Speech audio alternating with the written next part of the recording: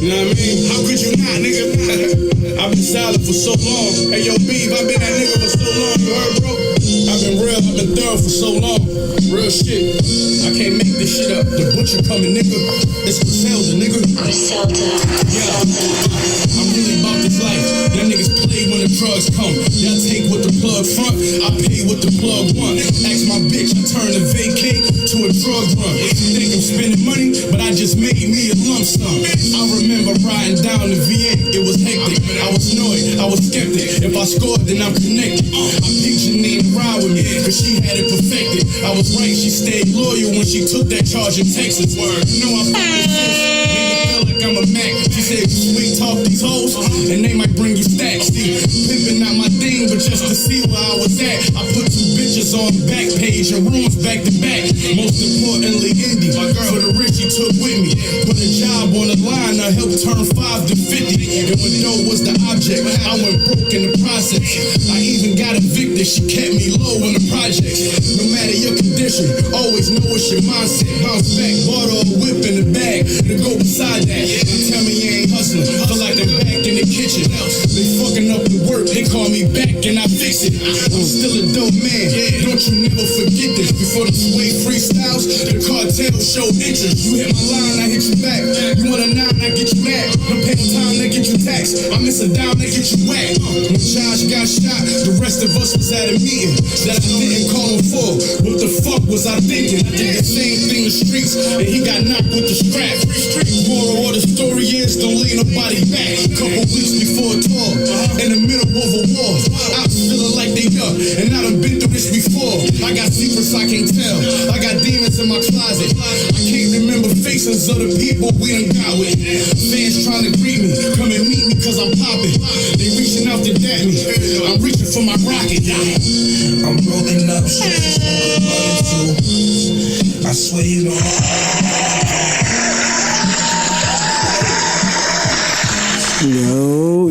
Yo. That's that boy right there, man. I don't give a fuck what niggas talking about, man. That nigga Benny, man. Buffalo, New York's finest, Benny. The butcher coming, nigga, you heard? Got a friend of yours, Griselda Records on, man. Core was good, my guy? Regular shit.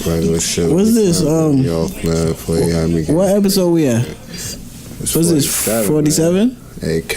Yeah, 47, man. It's AK.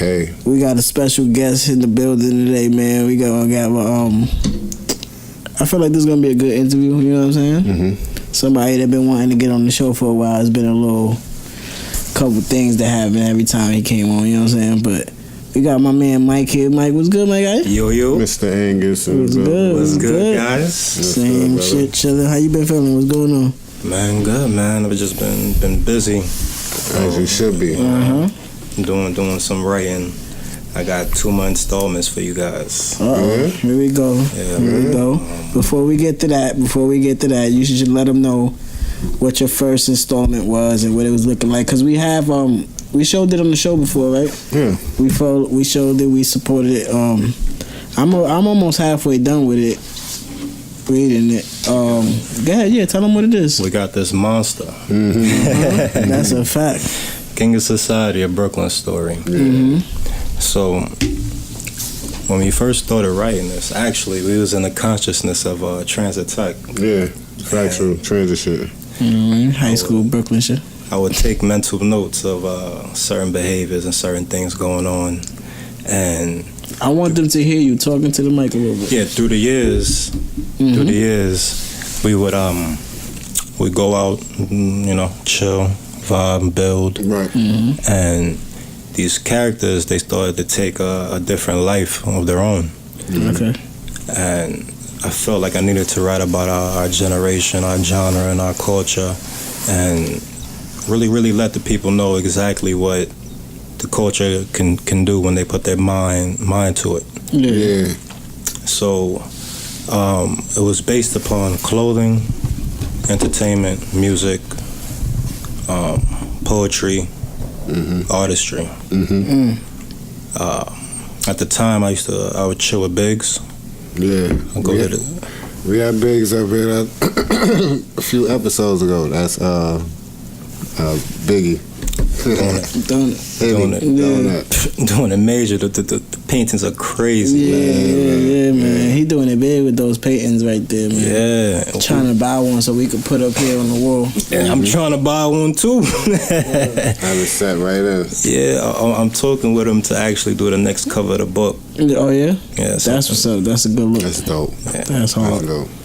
Biggie's paintings are taking a whole another life of his own. Yeah. And we would go to the tat spot and chill while I was getting tat, and he'd always be working on his craft. You know, if he's not doing a tat, he's, you know what I mean, always drawing, doodling something. And 3 years later, you know, I picked my head up and he's in galleries. He's doing it in galleries. Fact. It's like, what the damn, you know? Yeah. That's what's up. That's fine. Definitely moving. He put his head to it and he conquered it. Always be in a circle of press, but it was freestyling and whatnot. And the poetry would speak to us. Yeah. Moved us, man. Yeah, and as you know, I mean, the culture that we chill with, we grew up with go to school with a lot of, you know, the thug image, the drug dealers and whatnot, and it's not hard to come across, you know what I mean, good characters that's trying to do it like the legal route. But being 16 years old and everybody's fresh, and you know, there's only certain ways we get money. Peer pressure, you know what I'm saying? That's what you call it. And that's what they called it back in the day. It's peer pressure. And we in school and I got krills and all sorts of craziness. And, you know, you want to have your nice bit of clothes, some change, you know, because that's what the young ladies at the time. If you got a personality, a motherfucker, but you know, a lot it's only gonna take you so far at that time. That's facts. Especially our time, it's a little more loose now. Yeah, they appeal to fucking, what was it? I mean, at the time, it's expensive iceberg jeans and the true legends, the Azels and all this shit. Yeah, the newest of the new. And so these are like the characters that you saw starting to form in your mind. Yeah, so I made sure I stayed around artistry. Made sure, you know, the freestyles, the writings and whatnot, and the positive, the thinkers. And you know, I always stayed with like a mic and do, you know, put your head to it, and then I would go around them, and I would, you know, listen to the music, check out the drawings and whatnot, and definitely into the fashion. You know, and that drew me, and I was staying in that crowd. So I said, you know, I might as well just write a book about it, you know.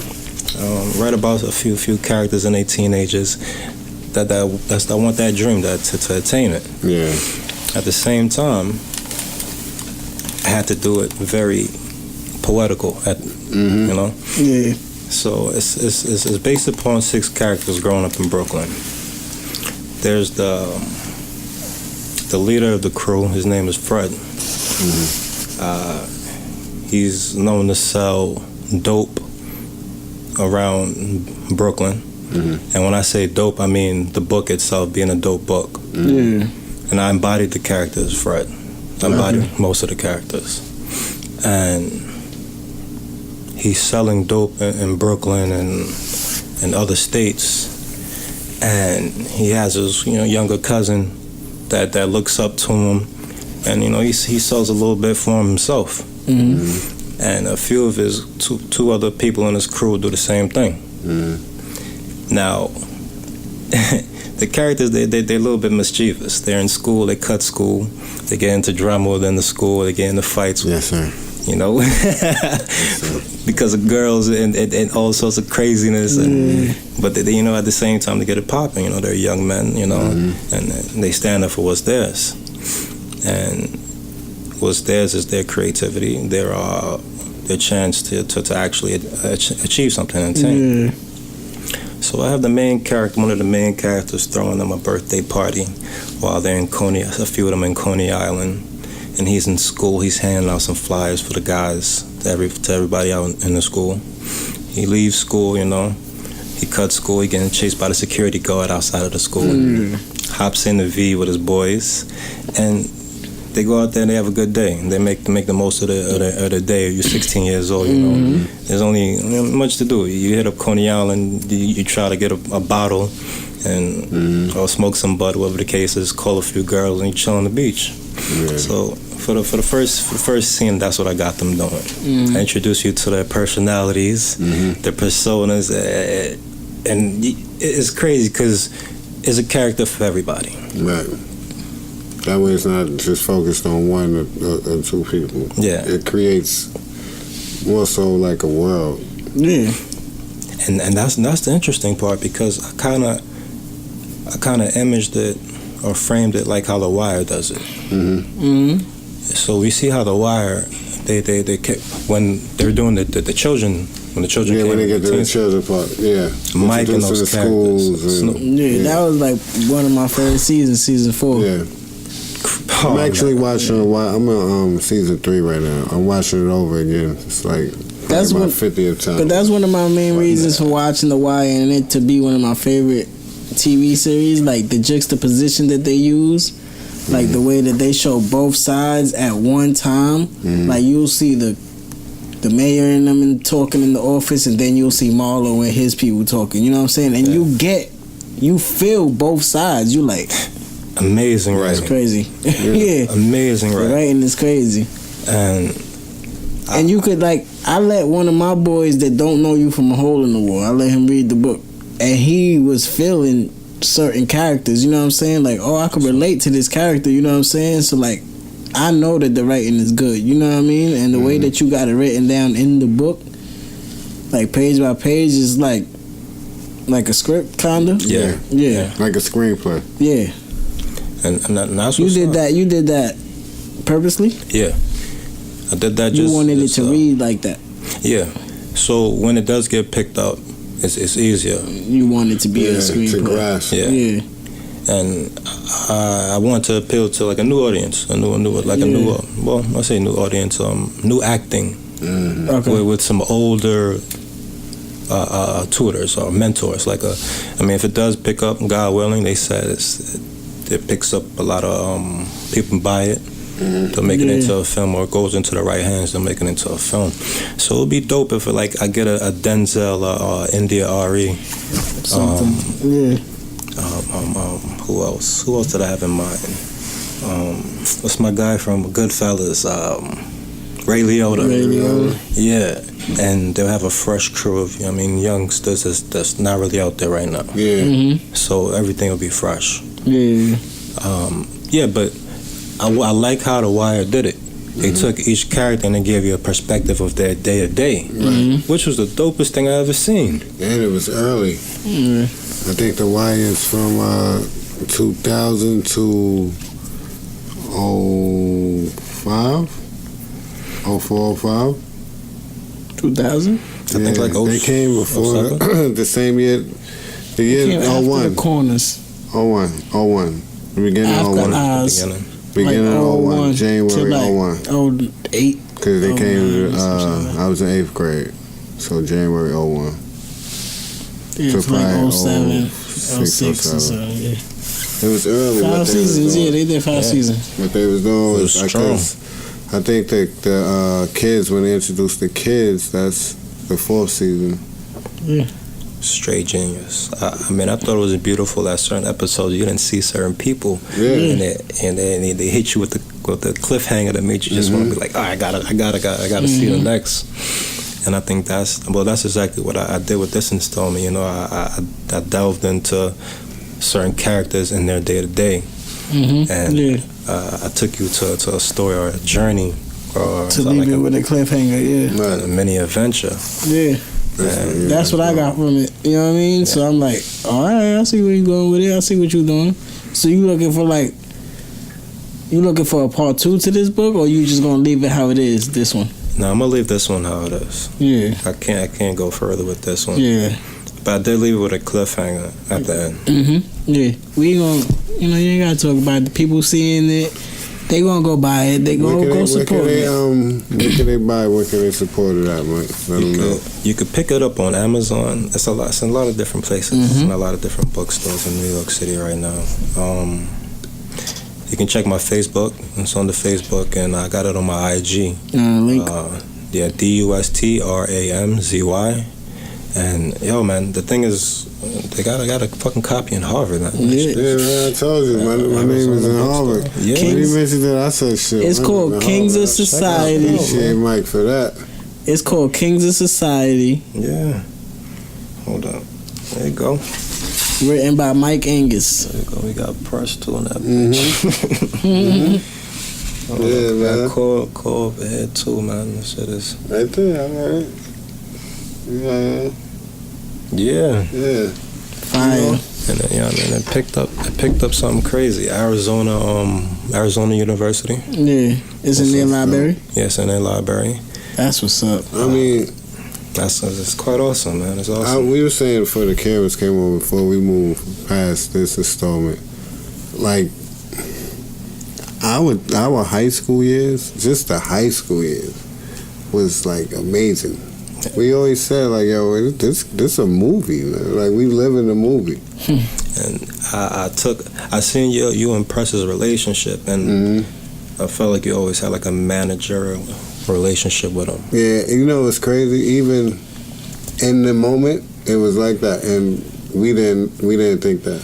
Yeah, you know what I'm saying? From my perspective, that's how I seen it. That's how I seen it. So I was like, I gotta incorporate this, you know.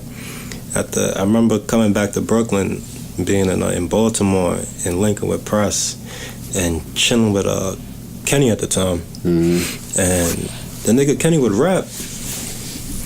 I thought it was dope, and I told him to link with Press. Yeah, these niggas actually link, you know, they actually link. I thought that shit was dope, and at the time I was working with the T-shirts, and they actually formed the crew to the Brooklyn Laid Back joint.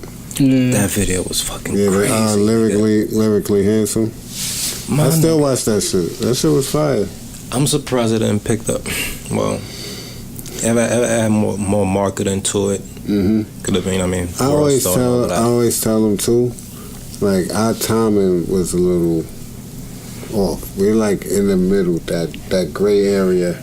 Yeah, when we was dealing with the music, it was transferring. It was transferring to what it is right now. Yeah, you know, we the last generation of CDs and hard sales and artist development and all this crazy shit. Like when it got to us being early 20s and mid 20s, this digital shit wasn't figured out. They really just got a grip on it. Hell yeah. So, and it still don't got a grip on it. Like we was supposed to talk about that in the last episode. Yeah. We was talking about. We was supposed to cause streaming is crazy. Like 1 million streams on YouTube, you getting like $680. That ain't shit. Like what? Who's coming up with these numbers? You know what I'm saying? Some people are making a killing. Some people are making a killing because think about that. They 700 million streams, you know what I'm saying, on each different Spotify, YouTube, Tidal, SoundCloud, iTunes, you know what I'm saying? So you're going to make a grip, but what's your deal with your major? Because most of them not independent. And they take that money. What's your deal with your major? They taking the streams money. The only way most of these artists making money is on shows and shit like that. Yep. And that's actually a conscious I touched in the book. Yeah. But like the Fred character and your character itself. I had Fred that's selling quote unquote dope once again, which is the book. He takes his dope money and he just invested in the Press character's career. Right. Yeah. And he's like, all right, I need you guys to manage him. And with his money, he gets a club. So Fred takes that club that he has, and he has the artist perform in the club that's actually generating a crowd. That crowd picks up on his consciousness, and they want his music, which further, perpetuates him into another stratosphere, which is crazy. Fred buys a tour bus with him, with an actual studio inside, and he has. Don't give it all away, man. Yeah, don't give it all away. So let's just touch on like what you got in store next. Like, you just got it in development, right? Your next 2 projects. I got I'm working on like 15 right now, but I'm at 2. Should have 2 out by like end of the year. All right, cool. Yeah, so speak on those. So I have a children's book out. Well, not out, but still working on it. I got like another 60,000 words to put in that thing. 60,000 words? Yeah. It has to appeal to like the Charles Dickens era, like those books are. You know what I mean? They're thick. Yeah. And they got a lot of writing in there. Yeah. A lot of literature. Yeah. And I got same thing. My grammar got to be perfect. I got to come with imagery that you never seen before. At the same time, you're familiar with. Right. Oh, okay. Yeah. So I got to appeal to your sense from 5 years old to 11 or 13 that you still want to go see in your 30s. It's tough. On some like medieval times, you know what I'm saying? Because I would love to still go to that. Like I'm working on a magic map, you know. Yeah. And it's dealing with like this map comes alive. Yo, so how you even begin to I was about to ask that. muster the idea? Like how? So I was thinking about Tom Sawyer, and I thought about Tom Sawyer, and next thing you know, I just started writing. I was like kid in somewhere suburbia, going into the woods and getting lost. That was the first idea. The next thing you know, I said, fuck that. I'm gonna have him in the woods get lost, but I'm gonna have him with a map. And I'm gonna have him with a partner. Of course, you gotta have that duo, which is a young lady, Billy and Ellie, key to the Enchanted Lake. Okay. And them two, you know, they get lost in the woods and in the forest, following a map. And the key actually unlocks them into a 15th century. They're in the 21st century, but the key unlocks them into the 15th century. And this map that they have it's a treasure map.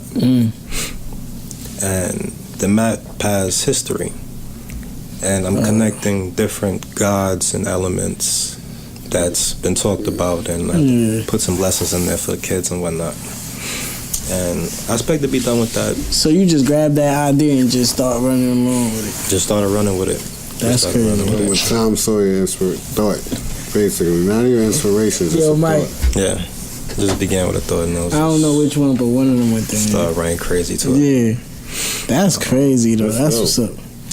I respect it. And the other project that you got that you working on? So it's not really the second installment to this, but it's kind of there. But it's called The Society. Yeah. It's the second and it's the first installment for 2 different series. Oh, okay. And that book itself is about some characters that were adopted in New York City social elite, and they were a part of a sex ring and like a drug ring going on with the high social status that live in the city, Manhattan. So shit that see, like his range. not even my shit that is happening. Yeah, his range is crazy. He go from telling his high school stories, then he could write a children's book, and then he's talking about shit like this, the high elite and the nasty shit that's going on there, whatever. Yeah, and these guys, they get away. Yeah. They're there for a while and they end up getting away. The 4 kids, they get away and then get out to California. And they're broke, they're homeless, they have no money, no nothing, and they have to make a living. One day, one of the characters, they sit in front of a store, him and his girl, and a bystander comes through and gives them a little bit of change to get some food or whatnot. And while they're there, the guy, he gets himself a lotto ticket. He buys himself like 3 lotto tickets. He leaves. The main character, he buys himself like 2 or 3 lotto tickets himself and gets some lunch and snacks for the guys. He brings it back to their tent. They split it amongst each other. And they go about their day. They go into the liquor store. They steal some liquor. You know that the fire hydrant, like the staircases? Yeah. They chill on that. They lay down on that, and they chilling. They're having a good time, you know, amongst themselves. You know, they're making the best out of the little that they have. and so they talking to each other, and they're very much close. There's a party outside. You know, the clubbers are out there, and one of the characters he forgets his lotto tickets. He lost it. He's looking for it in his pocket. So he goes down there and he goes through the crowd. He bumps into one of the guys out there while he's leaving. They get into like a argument. He leaves. He goes back to the camp area. He looks for the lotto ticket. He doesn't find it. He goes to a garbage can in the park, throws it out. He doesn't find the ticket. Looking for it everywhere. Comes back. He bumps to the same drunken guy again, and then they get into a fight. His homeboy from up there, they come down and they get into the fight, and they all get locked up. They get thrown in prison. So while they're in prison, you know, they end up mending the peace. Like, fuck it, man. You know, what was a bullshit fight. They slap that, whatever.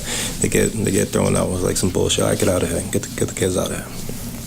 Charges are dropped. So they're leaving, and his homeboy goes in his pocket like I had the ticket the whole time, and gives him back the ticket. He takes the ticket and he scans it. Well, the lotto numbers, it comes up on the screen. So by the time he looks at the ticket, it comes off. He finds one of the scanners, and he goes in there, and I cut the scene. Comes back to the scene where they're on the ladder again, the staircase, the fire hydrant staircase, and they go to sleep. He takes it upon himself. He leaves. They get up in the morning. He's gone. He comes back with 3 duffel bags. He's walking down this. He comes into the tent. They say, "Oh shit, you got food." Nigga, you know what I mean? We came up and got some food. That's what's up. He opened up the bags. There's number of bricks in there. 14.5 million. Easy. And from there now, the characters got a story they start building. Yeah, that's what's up. That's crazy. So now that's like a little piece. That's the beginning. So now it's the climax and the drama. Yeah, now you got it. Yeah. That's what's up. And then I bring back the adopted parents into the story as well. What makes it very much interesting. That's what's up. Good perspective. What got you, like, who are some of your inspirations in like writing? Like, what got you into it? Like, at what age did you feel like writing was your thing? So, crazy story. I was in the 3rd grade, and I wrote about my friends that was in my class. I wrote a story. So you hold on. So you're an observer. And yeah, observer. But you I'm still like to people watch. As well. Yeah. So it was based upon like what we did during the day. So I wrote a story on us, and I had everybody in the class dying. They was laughing. We got to read it out loud. I was like, oh shit, like I just made everybody laugh. Yeah. You know, my teacher, and he looked at me and told my father, you can write a little bit. I went to Philippa Schuyler in Bushwick out here.